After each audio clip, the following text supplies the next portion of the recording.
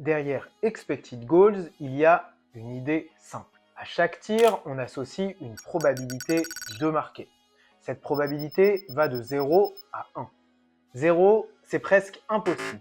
1 n'existe évidemment pas en match. Mais entre les deux, on mesure la qualité réelle de l'occasion.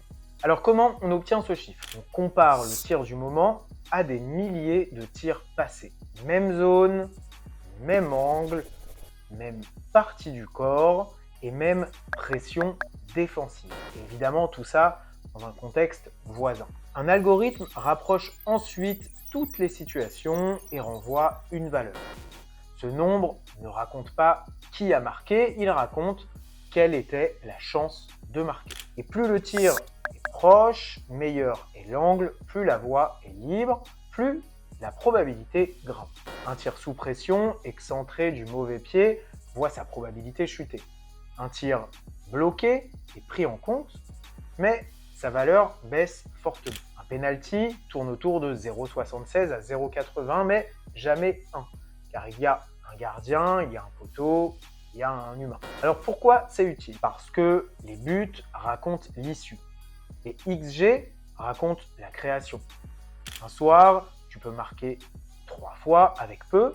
Un autre, tu peux dominer, créer et ne pas marquer. Et XG, c'est par la production de l'efficacité. Il t'aide à corriger la bonne chose au bon endroit.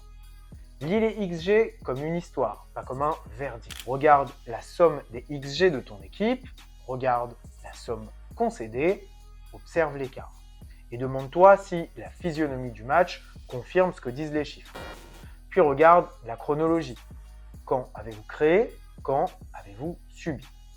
Un pic d'occasion en fin de match ne raconte pas la même histoire qu'une domination initiale. Affûte la lecture, sépare le jeu ouvert coup de pied arrêté, regarde le NPXG sans penalty pour mesurer la création pure, observe l'emplacement moyen des tirs, et plus la distance est courte, plus l'angle est frontal, plus la qualité grimpe. Mais la précision fait la vitesse.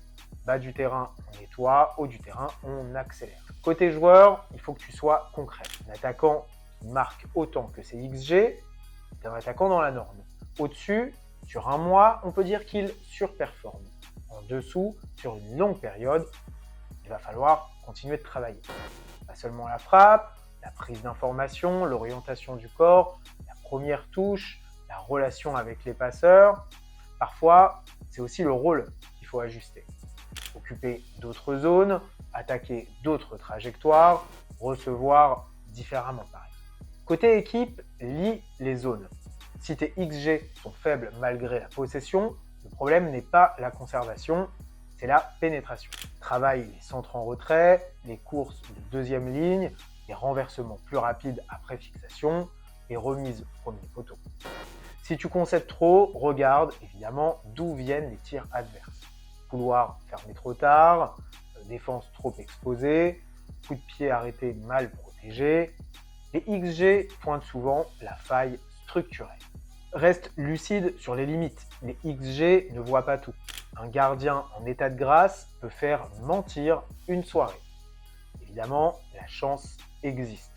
Une déviation minime peut transformer un tir faible en but. La pression, le score, la fatigue influencent évidemment toutes les décisions. Et tous les modèles ne mesurent exactement pas la même chose.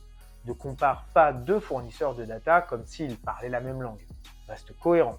Un outil, un suivi, une méthodologie. Transforme maintenant cette lecture en routine.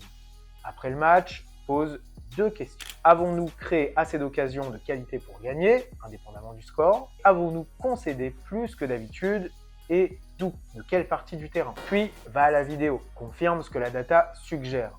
Relie chaque pic de XG à des séquences précises. Montre 2 extraits clairs aux joueurs, pas 10.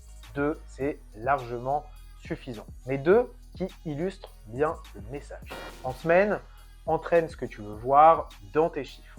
Si tu veux augmenter la quantité moyenne des tirs, rapproche la finition. Travaille la passe pour ouvrir la frappe. Travaille la course pour attaquer la ligne des 6 mètres.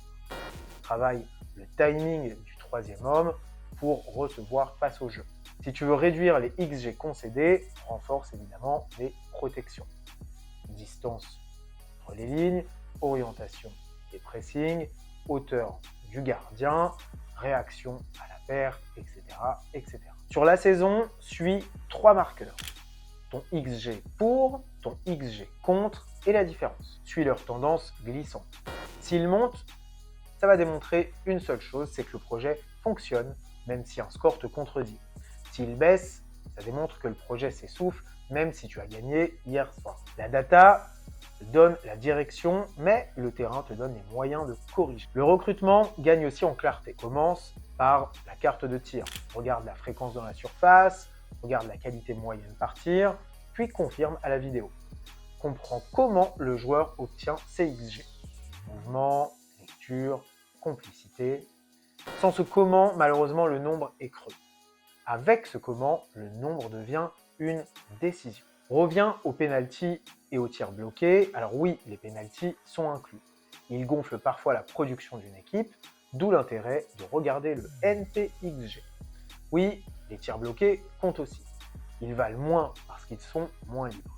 Certains modèles pondèrent la distance du contre, la partie du corps qui bloque, la densité devant le but. Peu importe le détail, retiens que la qualité d'une occasion dépend aussi de la liberté du tireur. Un exemple simple, ton équipe affiche 2,0 XG et ne marque pas. Tu ne cries évidemment pas au scandale, tu valides la production, tu travailles la finition et tu gères les émotions. Match suivant, tu crées 0,6 XG et gagnes 1-0 sur une frappe lointaine. Là, tu félicites la solidarité, mais tu sais que ça ne tiendra pas sans créer plus. Évidemment, les XG ne dictent pas, ils éclairent. Et tu restes maître de la décision. Au bout du compte, retiens que les XG, c'est tout simplement une boussole. Les XG mesurent la probabilité d'une action, pas sa morale. Il ne remplace ni l'œil, ni la vidéo, il est un élément complémentaire. Utilise les XG pour poser de meilleures questions. Où créons-nous vraiment du danger? D'où vient le danger de l'équipe adverse? Qu'allons-nous entraîner demain pour pouvoir répondre à ces questions, etc., etc. Les XG n'expliquent pas tout, mais ils montrent où regarder. Bien utilisés, ils rapprochent le discours de la réalité du terrain. Ils rendent tes choix évidemment plus clairs et plus concrets pour les joueurs.